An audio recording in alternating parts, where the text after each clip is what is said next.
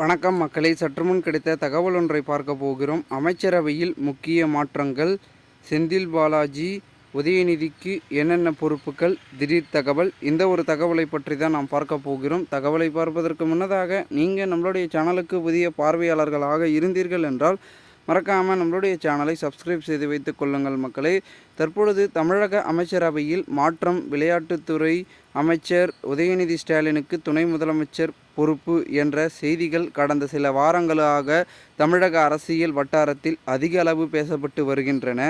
இது தொடர்பாக அறிவிப்பும் எப்பொழுது வரும் என பலரும் எதிர்நோக்கி காத்திருக்கின்றனர். இந்த பேச்சுக்களுக்கு வலு சேர்க்கும் விதமாக கடந்த வாரம் நடைபெற்ற திமுக முப்பெரும் விழாவுக்கு அடுத்த நாள் திமுக மூத்த நிர்வாகிகளுடன் தமிழக முதலமைச்சர் ஸ்டாலின் தீவிர ஆலோசனை நடத்தினார். அந்த ஆலோசனைக்கு பிறகு துணை முதலமைச்சர் பதவி, அமைச்சரவை மாற்றம் குறித்து பேச்சுகள் மீண்டும் அதிகரிக்க தொடங்கின.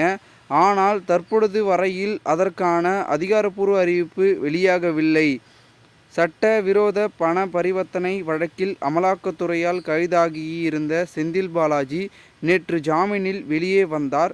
அவர் கைதுக்கு முன்பு வரையில் தமிழ்நாடு மின்சாரத்துறை, மதுவிலக்குத்துறை ஆகிய துறைகளின் அமைச்சராக பொறுப்பேற்றிருந்தார்.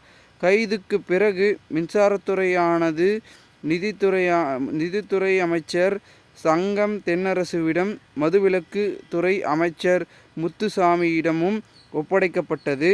தற்பொழுது செந்தில் பாலாஜி வெளியில் வந்துவிட்டதால் மீண்டும் அவரிடம் அமைச்சர் பதவி கொடுக்கப்பட உள்ளதாக தகவல்களும் வெளியாகியுள்ளது.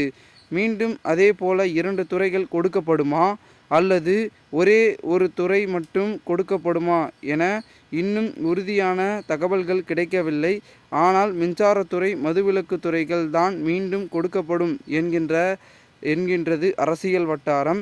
அதேபோல அமைச்சர் உதயநிதிக்கும் துணை முதல்வர் பதவி கொடுக்கப்படும் என்று.